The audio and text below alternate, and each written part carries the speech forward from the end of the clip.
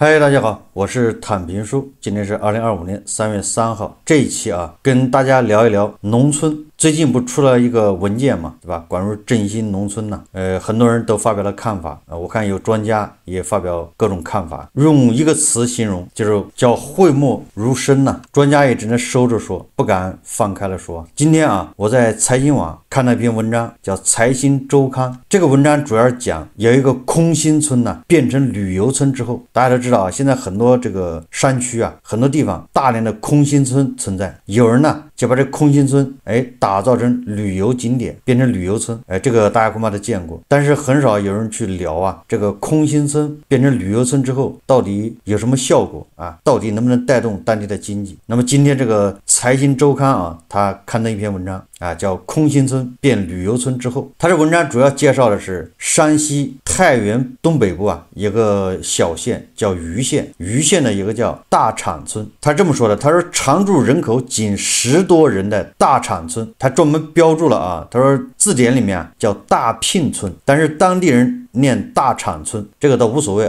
以当地人念的为准，但是你外地人读错了也无伤大雅。他说这个大场村变身特色旅游村后，能否遏制消亡的趋势？大场村位于山西省阳泉市盂县以北70公里的大山深处，因其古朴风貌和依山而建的特色建筑群，被当地人称为深山里的小布达拉宫。近年，大场村入选第2批中国传统村落名录，被评为第7批中国历史文化名村，但是村里常住人口却仅剩10多位村民，空心化严重。大场村的独特现状也通过社交网络的传播而引来好奇的游客，但是能否形成持久的旅游经济，免于消亡却属未知。这个大家在网上可以搜到社交媒体上有关于大场村的这些视频，还有旅游博主拍的。这个财新周刊说被围观的村庄从盂县县城向北沿国道 G239 和天黎高速行驶1个多小时，就到了山脚下的大场村景区门口。为了发展旅游2018年，景区运营方把大场村圈了起来，除了村里的常住人口，进村的人需要花50元买门票，然后再乘坐景区的摆渡车才能上山到5公里外的大场村。进入村子，鳞次栉比的民房错落在山间。春节期间，每间民房还特意悬挂起红灯笼，从远处看颇显喜庆。可一旦进入村庄内部，便可发现悬挂灯笼的民居大多已经无人居住，年久失修，破败凋敝，成为危房。与村里危房形成鲜明对比，景区在对面山顶修建了观景平台和栈道，山顶建有客栈，客栈半悬空，视野极好，游客不仅可以看到连绵不绝的山峦，亦可将大场村全景尽收眼底。不过客房就是客栈的房费标价近1000元，当地居民称若非旅游旺季，云顶客栈基本无人居住。67岁的韩志煌还不太习惯村里随时出没的游客。返乡前，他辗转多个城市打工，去阳泉的工地，去内蒙古挖土豆。2023年回来后，发现老房子都塌了，翻盖了房子。平日韩黄志沉默寡言，喜欢坐在街道边晒太阳。他觉得游客突然出现，扰乱了村里人的正常生活，但有陌生人出现在村里，或是突然拿出相机对准他，他就会紧张，下意识的闪躲。72岁的村民韩生志则见惯了来去匆匆的游客，他津津乐道前段时间有自媒体博主登门直播拍摄视频，并吃了几口他炒的馍，临走转了100元钱，但他不知道如何将钱从手机里取出来。韩生志还将山里采到的野生灵芝摆放在炕前显眼的位置，打算卖给上门的游客赚个零花钱。56岁的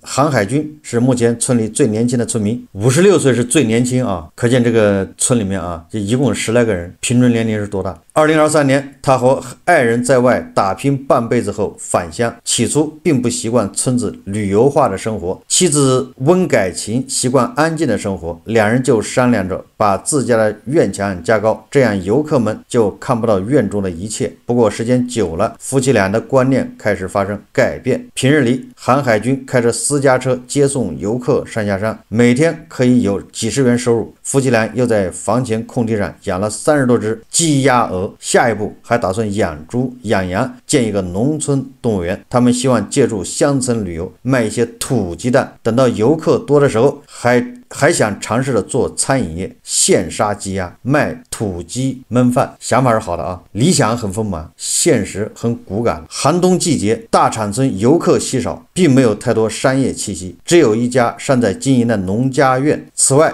就是村民摆出了一些小摊儿，将酸枣、辣椒、花椒等土特产卖给游客。村子里甚至没有商店，上了年纪的村民只能托人下山去梁家寨乡购买米面油等生活必需品。每到傍晚，游客散去，村民即关门闭户休息，大产村又回归平静。这里像是深山里的世外桃源，夜晚只能偶尔听到喘吠猫叫。东漠山沟的冰层之下，冰雪融化的流水都清晰可辨。留守的人说大产村的空心化早有端倪。据《大产村志》显示，20世纪60年代末70年代初，大产村人口达到顶峰为348人。1995年，大产村户籍人口减少为285人。1999年，大产村遭遇洪水，引发泥石流灾害，推动了当地撤并村庄的进程。同年12月，大产村行政村撤销，成为大产村村民小组，并入玉藻口村管理。据村民回忆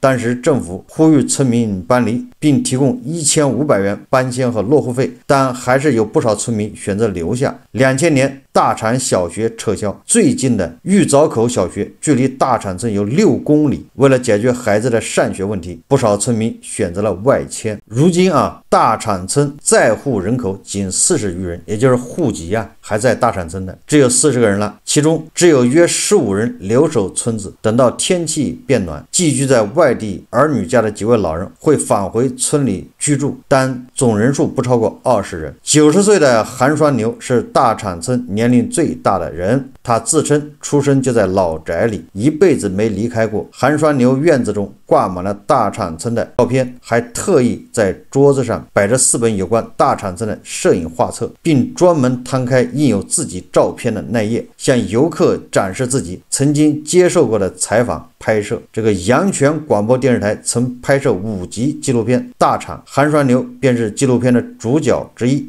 2014年，他更是受邀坐飞机前往上海参加活动。在他的家里，一张印着他在上海外滩和虹桥机场的大幅照片喷绘挂在最显眼的位置。在虹桥机场的照片右上角还 P 了一架正在起飞的客机。作为村里唯一一个坐过飞机的人，韩双牛对此颇为得意。90岁高龄坐过飞机。因交通闭塞发展滞后，大产村尚有不少无保户，韩申志便是其中之一。如今年过70旬的他，终于决定等春耕后不种谷子了。不过他还是打算在山间种一些土豆，收100多斤就够吃1年的。改革开放后大产村村民外出打工是常态。韩申志介绍他的大哥韩福志早在1992年就出门打工，可惜2003年因挖煤出了事故，死在了井底下，赔了6万元。韩申志称自己早年间也有机会离开大产村，但为了照顾年迈的母亲没有离开。如今送走母亲，他依靠五保、供养补助和养老金，每年有不到1万元的收入，也够花了。就是抽烟费钱，最多每天2包。说村里另一位五保户64岁的韩成继刚刚讨到了老婆，还没有领证。韩成继说先过着，也不打算领证，因为贫困。年轻时韩成继一直找不到媳妇，后出门打工，下过砖窑，到过煤矿，干的都是体力活。在外打工10多年，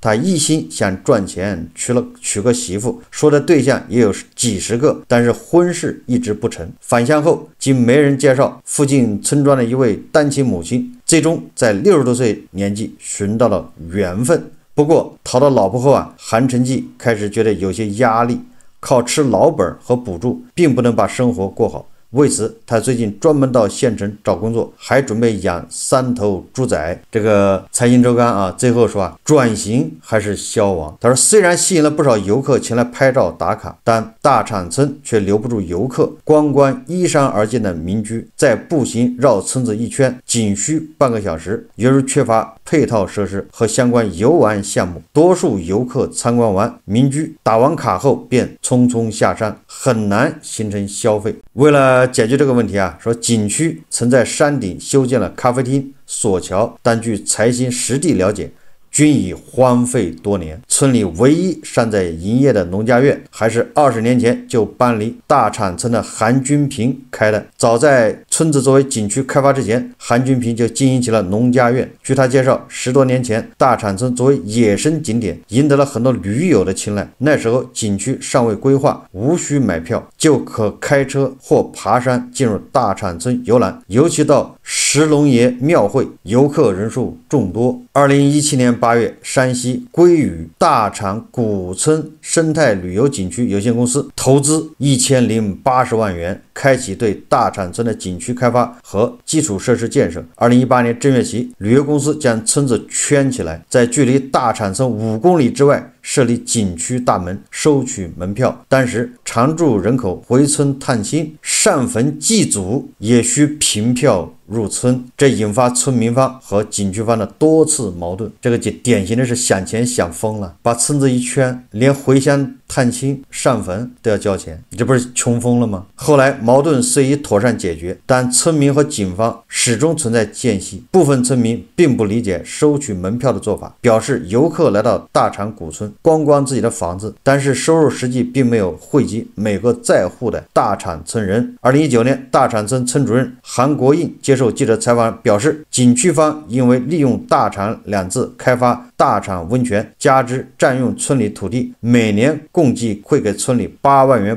补偿。但目前多位村民表示，已经连续3年没有收到景区方提供的补偿款项。2025年春节一过，韩海军连续拨打政务服务热线向上反映问题，期望景区尽快给村民发放被拖欠的补偿款。大场村的人口流失是乡村常住人口持续减少的一个缩影。国家统计局信息显示2024年末，中国乡村常住人口4.6478亿人，也就是4.65亿吧，比2023年末减少1222万人。另据中央财经委员会办公室副主任祝卫东介绍，从1985年至今的40年里，中国自然村数量减少约150万个，行政村数量减少近50万个，平均下来每天减少自然村103个，行政村34个，就每天减少自然村是103个，行政村34个。大场村村民回忆大场村周围的村庄都不同程度的出现空心化问题。距离大场村20公里外的寨沟村，民房大面积倒塌，常住村民甚至只剩2、3户。2025年1月，国务院印发《乡村全面振兴规划》，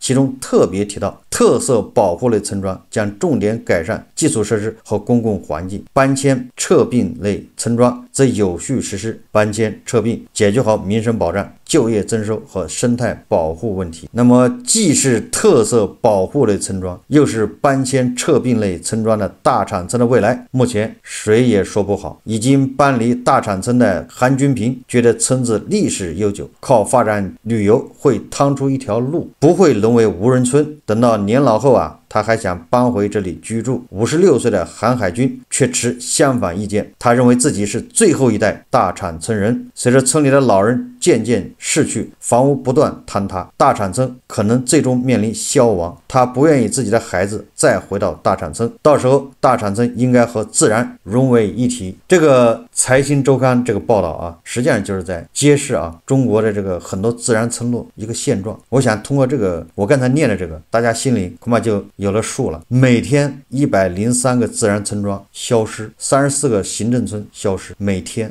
请问这些宅基地去哪儿了？有很多人啊，打着保护农民权益，为了农民好的旗号，实际上这些人他根本就不是农民，他也不知道农民在干什么，他也不知道农民需要什么，但是他打着旗号，你就不能卖。你看看啊，这个大产村未来20年、30年恐怕就没人了，恐怕到不了20、30年了，对吧？他现在只有10几个人常住，这些人一死，谁还会回来呢？那请问这些房子、这些宅基地还有什么价值？那为什么现在不能给这些人一笔钱，或者说让这些人自己去交易，把这个宅基地卖给胡一进老师？胡一进老师喜欢这个地方，喜欢大山，喜欢自然，对吧？他花钱自己盖房子去，那么这些农民拿到一笔钱不好吗？为什么不让他卖呢？你看看啊，村委会把这地方承包给一个第三方公司，什么景区啊开发作为旅游，这个当然了，这也不是坏事啊。问题是他不让你村民直接交易，这里面就有寻租，对吧？让人来这个开发成景区，这个什么旅游公司啊，啥也没干，先把大门给你箍上，开始收门票。这些旅游公司他之所以敢这么做，是因为他跟村委会有合同，他每年要给村委会交多少钱，问题这个钱又到不了村民头上，或者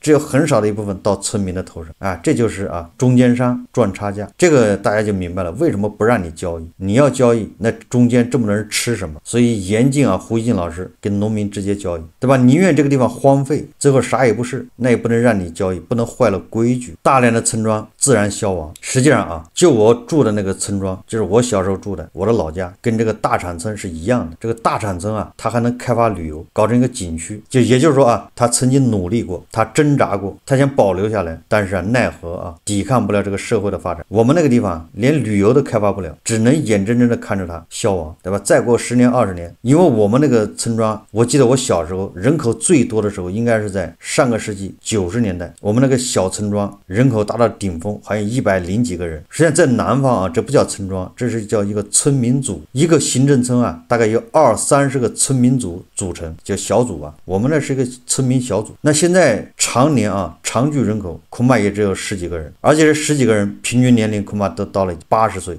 就这么个现状，到了逢年过节，这个小村庄里面才有点人气。我们那个小村子里面到处都是倒塌的房屋，那宅基地就空在那儿，你没办法处理。关于这个中国的农村发展啊，有很多人第一反应就是搞乡村旅游，搞特色旅游，实际上这都是美好的愿望。中国有很多旅游城市啊，你比如说西安、杭州、黄山、桂林，对吧？这些地方旅游资源非常丰富，但你看看啊，这些城市靠旅游它能发展得起来吗？最明显的例子就是淄博，这个淄博烧烤火了2年3年，我记得咱们也以前介绍过，这个淄博烧烤火了，对淄博当地的经济 GDP 的影响是微乎其微啊。就是这东西发展旅游、特色旅游、搞民宿，全国很多地方都在尝试。我也去过很多这种古村落，好像最后都是不了了之，一地鸡毛啊，都是理想很丰满，现实很骨感，都是火那么几天或者1年，很难长期经营下去。有的地方政府啊，甚至给补贴。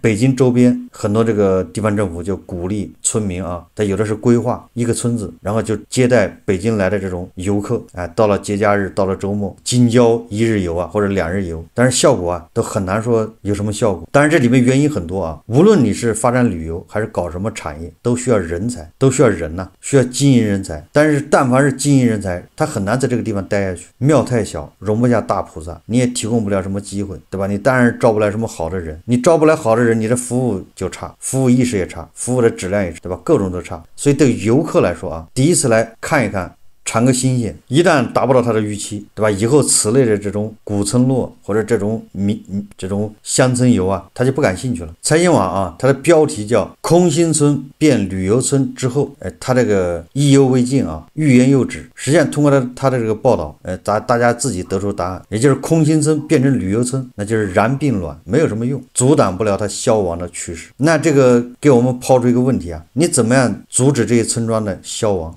这个是大家思考的。我觉得啊，第一个就我们为什么要阻止这样的村庄消亡？这样的村庄消亡难道不是对吧社会发展这个自然规律吗？就为什么要阻止它呢？把这些山里面的这些人对吧，把他们搬到公路附近交通发达的地方，建立一个新型的城镇。如果有条件，直接让它进县城；再有条件，让它进地级市。像这个中心城市聚拢，这个也符合人道主义精神啊，这个也符合更能为他们提供这个叫公共服务产品，水电煤气、教育、医疗、快递、商场、商超、公园，也就是所谓的进城。这个才是我们应该干的。比如那些有价值的，对吧？真的是有特色的景区，应该允许他们交易。你只有产权清晰他才会投资去开发，因为这是我的，对吧？这是胡锡进老师的宅基地，他就想盖个大院子，他就想在外面种20亩地的土豆，你给他产权，他就会投资。亏了那是他自己的。这些拿了钱的农民正好去县城买房，或者是补贴他家用。至于什么地方有价值，什么地方会有人买，那这个就是市场化，由市场来决定。这样很多有特色的这个小村庄，或者是地理位置不错，风景确实很好，那么这样的村庄恐怕就保留下来了。很多有钱人或者条件不错的，他会住在这儿，这个靠市场去调节。当然了，我们也不能否认就政府的规划，就有的地方政府他觉得我这个地方适合养老，适合城里面的老年人过来，山清水秀的，空气好，那你可以稍微做一个规划。规划的目的是提供服务，便于胡锡进这样的人跟农民交易，对吧？为他们铺路、牵线搭桥。人还是要聚集为什么要往城市搬呢？对吧？只有他们聚集到一起，会形成新的需求，形成新的市场，对吧？有很多人就能找到工作，政府也便于提供这个各种服务。我有一年我去黄山脚下一个农家院，农民家，主要去参观他们的那个茶山。他们家有2片茶山我们开车进去，在山里面要绕40公里才到达目的地。我就发现一路上他那个是村村通那种公路，每撞过一个山坡有个2-3户人家，然后再往前走几公里，撞过一个山坡2-3户人家。我问了一下，从那个高速公路下来到那个他们家，这一路上好像只有100多户。我就在想，你说政府怎么能为这100户提供服务呢？自来水怎么通？煤气怎么通？连通电都是问题。当然它有电那就成本非常高连移动在那儿搞这个信号塔，恐怕成本都挺高的。你说这样的小村落为什么不把它搬到，对吧，这个交通要道附近呢？重新建镇呢？你连送个快递都送不到这不是开玩笑的。谁愿意住在这种地方，对吧？晚上如果你出现紧急状况，你去医院，对吧？你从山里转出来那得1个多小时。所以说就有的村庄就应该赶紧搬迁出来，不能像某些什么山东专家忽悠的，对吧？还逆向城镇化。实际上这个时候应该加快城镇化。就像那个四川那个大凉山，我看了那个大凉山那个天梯之后我就觉得这个地方政府拿着这个来赚钱。为什么这么说呢？实际上像这种村庄早就该把它搬下来，对吧？你看那些孩子上学放学都爬那个梯子，刚开始那个梯子好像都是木质的，非常危险。好了，地方政府给他修那个钢梯，不知道是谁专款还是怎么，花了很多钱修那个用那个钢管架着梯子。为什么不把他们搬下来？但是后来是搬下来了现在是搬下来，搬到下面一个县城，还少量人在上面搞旅游。为什么不直接搬下来，而是中间还修了个梯子，对吧？花了那么多钱，最终还是搬下来。你说这个不是浪费吗？就像我们那个小村庄修厕所一样，政府今天要搞什么这是什么，反正修厕所都是想法挺好的，但是不切实际，钱花了效果达不到。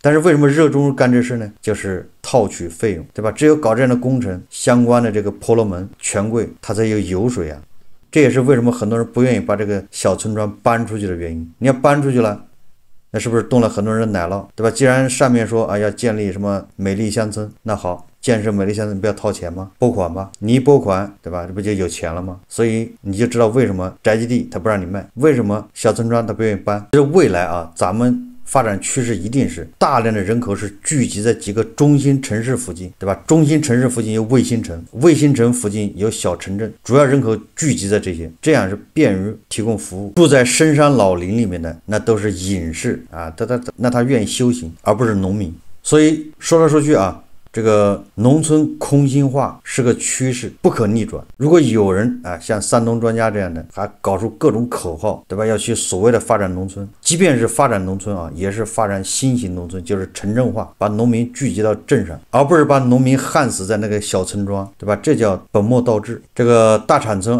花了1080万搞了这么个景区，估计也是裤子都赔没了。虽然你一进村就要花50块钱买门票，但是他也赚不到钱，农民也没有得到好处，而游客是越来越少，谁会花50块钱看这么个地方？你开车得开1个多小时、2小时。所以说啊，这政府啊，不要老是叫想当然、逆潮流而动，还是要鼓励农民进城，给农民啊一笔钱，方便他们进城。好，这期节目啊，我们就聊到这里，感谢大家收看。如果喜欢我的节目，欢迎订阅转发，也可以在下方留言评论，谢谢大家。